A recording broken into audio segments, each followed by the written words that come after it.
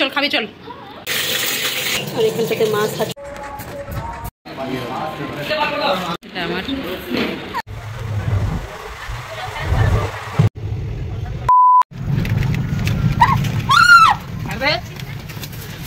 Hello everyone, welcome back to my new blog. এখন বিকাল 5টা বাজে, তো সবাই দেখে বুঝতে পারছেন আজকে আমরা চলে যাচ্ছি কলকাতা।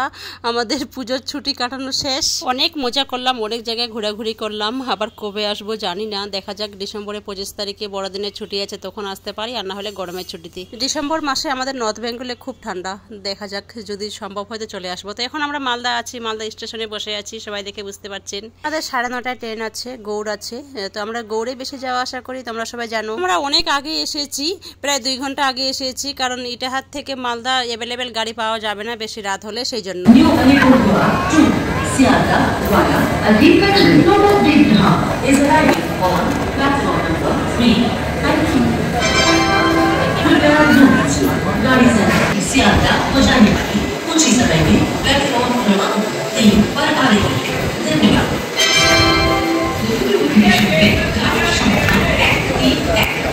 কাকে মারছো?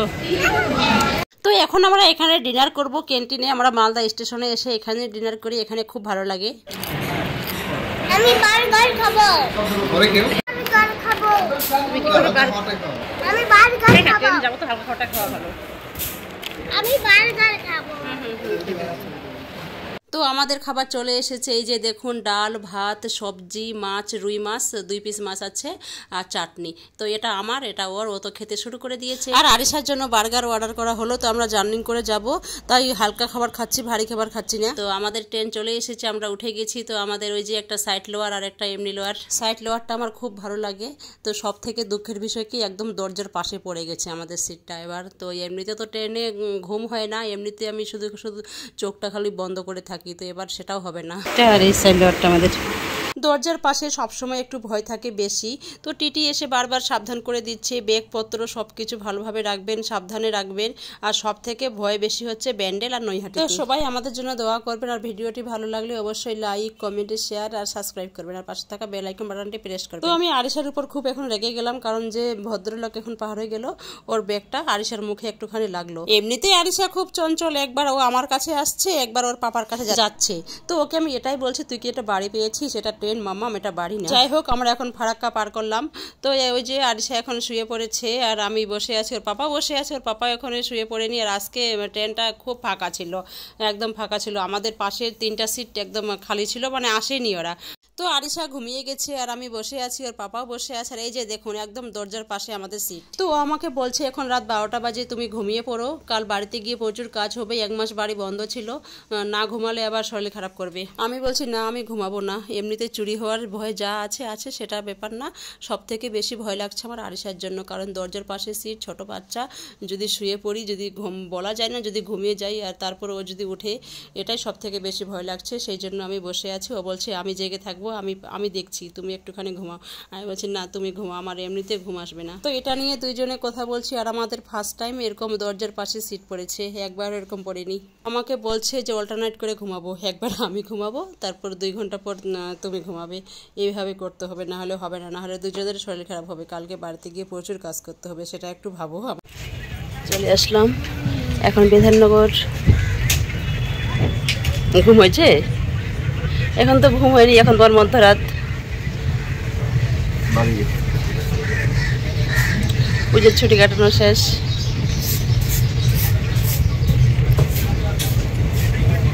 আবার কাল থেকে এবার কলেজ, আর সোমবার থেকে আরিশার স্কুল।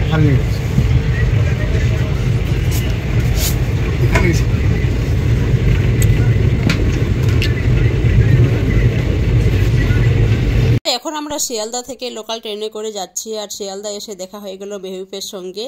ও আজকে আসলো শিয়ালদা বালুরঘাট এক্সপ্রেসে। ও টিটাগড় হাই স্কুল টিচার, ওর বাড়ি হচ্ছে তপনে, আমাদের দক্ষিণ দিনাজপুরেই। তো আমরা সবাই একই জায়গাতে থাকি। কাল আমি স্ট্যাটাসে দিয়েছিলাম, ওটা দেখেই ও SMS করেছিল, ফোন করেছিল যে আজকে আমিও যাচ্ছি, তাহলে শিয়ালদা একসঙ্গে দেখা হবে, শিয়ালদা থেকে একসঙ্গে যাব। তো আমরা বাড়ি চলে এসেছি। বাড়ি এসে তো গোটা রাজ্যের কাজ ছিল, বুঝতে পারছেন, অনেকদিন বাড়িতে ছিলাম না, বাড়িতে নোংরা হবেই। তো একদিকে আমি ভাত চাপিয়ে দিয়েছি, আর একদিকে আমি মাটন রান্না করছি। নিচ্ছি। তো মাটনটা আমি বাড়ি থেকে নিয়ে এসেছিলাম, মানে মা রান্না করে দিয়েছিল, এখন শুধু একটুখানি গরম করে নিচ্ছি। তো এই যে সব কিছু নোংরা হয়েছিল, দেখে বুঝতে পারছেন, এখন পরিষ্কার করলাম। আর এই ঘরে আরিশা ঘুমাচ্ছে, ওকে স্নান টান করিয়ে দিয়েছি, খাইয়ে দিয়েছি, ও এখন বেশ আরাম করে ঘুমাচ্ছে। তো এই যে বেলকনিতে আমি কিছু কাপড় শুকাতে দিয়েছি, এসে আমি এগুলো কাপড় সব ধুয়ে দিয়েছিলাম, আর কিছু কাপড় আমি মেশিনে দিয়েছি। এই যে দেখুন আমার স্নান হয়ে গেছে, আমি ওখান থেকেই এসে সব কাজ কমপ্লিট করে স্নান টান করে তারপর রান্না শুরু করে দিয়েছি। আর ওর এখনও স্নান হয়নি, ও এখন স্নান করবে। আর আরিশাকে তো সবাই দেখে বুঝতে পারছেন, বাচ্চাটা খুব টায়ার্ড ছিল, আরাম করে ঘুমাচ্ছে।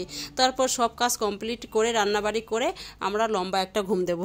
এখন রাত 9টা বাজে। তো দুপুরে খাওয়া দাওয়া করে একটার সময় আমরা ঘুমিয়েছিলাম, একেবারে 7টার সময় উঠেছি, সন্ধ্যা 7টায়। তারপর ঘুম থেকে উঠে ও বাজার গিয়েছিল, অনেক কিছু বাজার ছিল না, তো বাজার করে নিয়ে আসলো। আর এখানে সব মুখরোচক আছে, আমি সব বাজার তুলে নিয়েছি, আর এখন এগুলো বাজার তুলবো।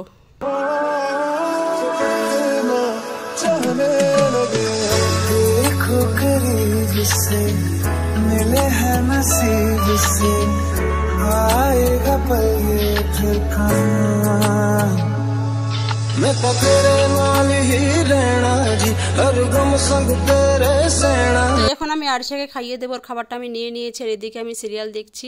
এই যে দেখুন, ওর জন্য আমি রুটি নিয়েছি আর মাংস নিয়েছি। রাতে তো আমরা রুটি খাই। চল খাবি, চল।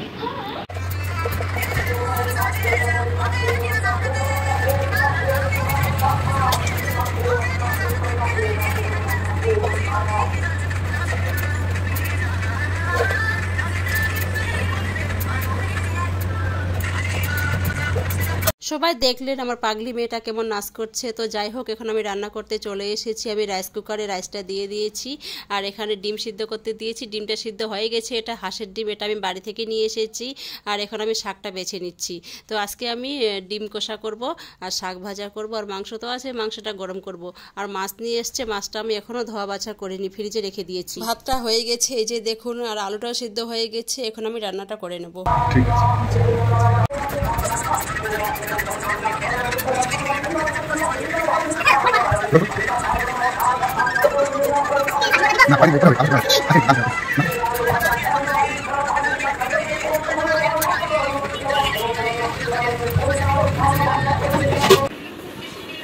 কি খাচ্ছ বলো?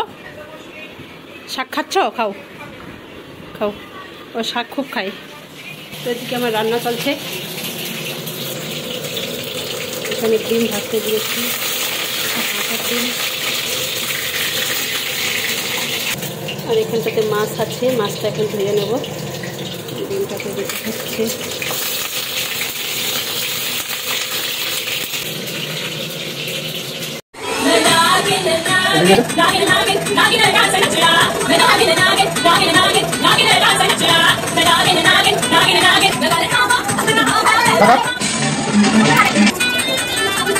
सजना दी रात रात सजना जी हफ्ते को तेरा लाई सावा चांद वाले